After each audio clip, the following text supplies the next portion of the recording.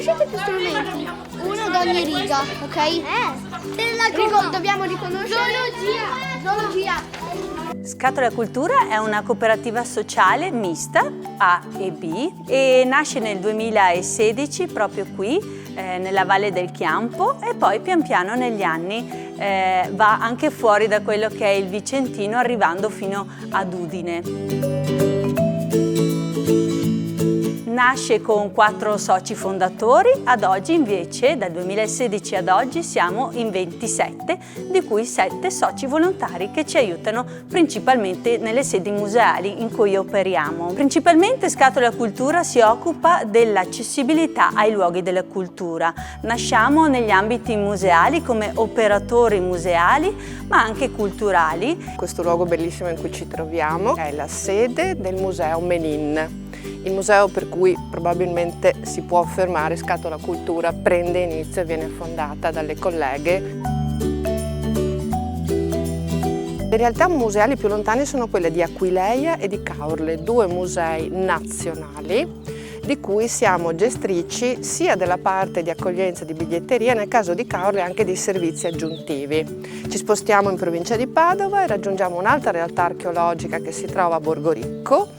La terza realtà è l'insieme dei musei civici di Vicenza.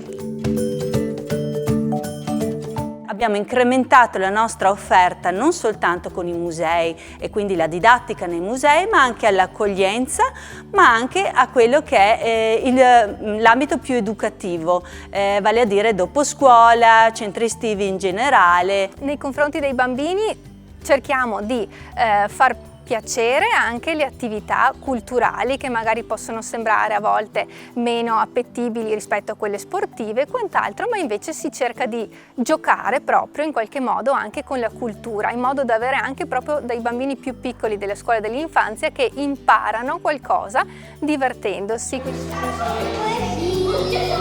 Scatola Cultura è un gioiello fra le cooperative vicentine che noi abbiamo seguito come Conf Cooperative fin dai primi passi quando sono nate. Innanzitutto sono bravissime nel loro lavoro, ma poi lavorano in un settore, quello della cultura, dove la cooperazione può veramente dare un contributo importante.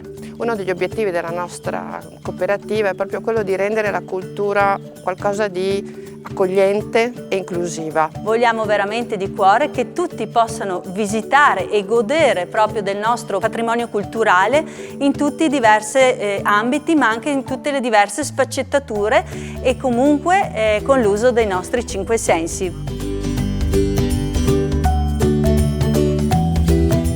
Scatola Cultura intanto sarà uno scatolone, da scatola sarà uno scatolone. Quello che vorremmo fare e che è la nostra mission è proprio questa, includere più persone in quello che è il nostro patrimonio, non solo a livello nazionale ma anche internazionale.